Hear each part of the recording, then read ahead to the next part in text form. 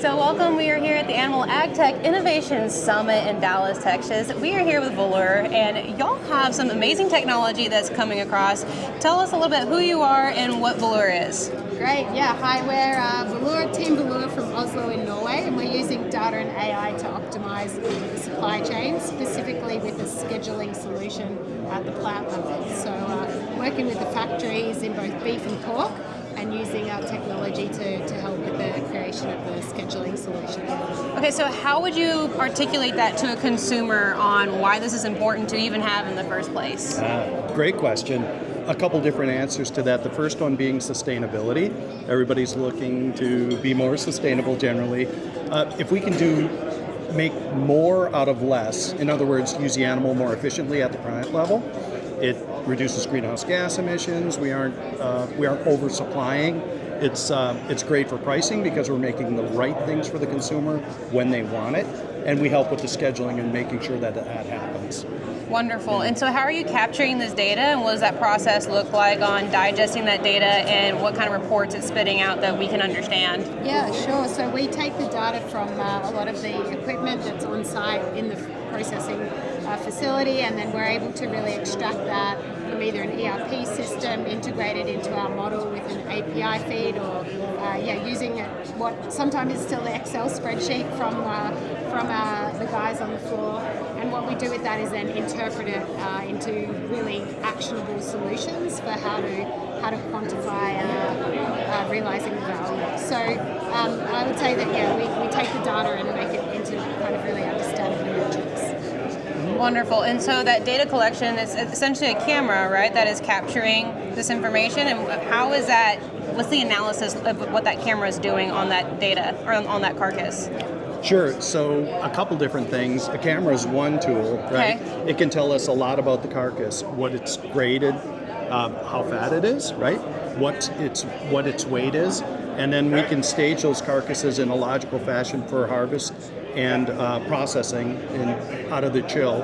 And then if they're staged right by grade, by weight, then we know what pieces that animal needs to go into, right, based upon what the camera's telling us about the makeup of that carcass. Interesting. So, yeah, it is really cool. And then if you can link that to the demand component on the backside, then you've really got an opportunity then to most efficiently use those carcasses, so that you're not, as a producer, downgrading your prime to choice or your choice to select, because you know what the animals should provide you in terms of what you need to sell.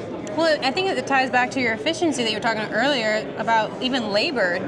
Things as simple ROI as just labor on knowing where those cuts are going before you even start slicing and dicing, right? That's a constraint, right? So if you're running a plant, there's things you have to be concerned with: labor, line speeds. I always say, I think it was Mike Tyson that said everybody's got a plan until they get punched in the mouth. It's so true in a meat plant, because electricity goes out, a line's down, a saw breaks. What are the implications on my plan that I had worked so hard in the morning to develop? With Völur, we do those plans in 2.5 minutes. We can run them several times a day if we have to, and react to those realities when you get punched in the face.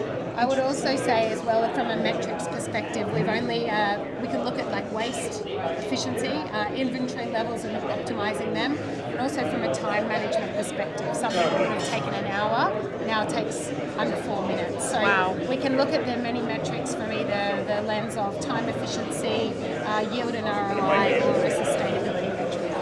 And for hour down to minutes, that's absolutely insane. Mm-hmm. So how many countries are you currently operating in right now? So we have active operations and close deals in 7 countries and 4 continents. Wow, that's incredible. So how long have you all been operating here in the United States?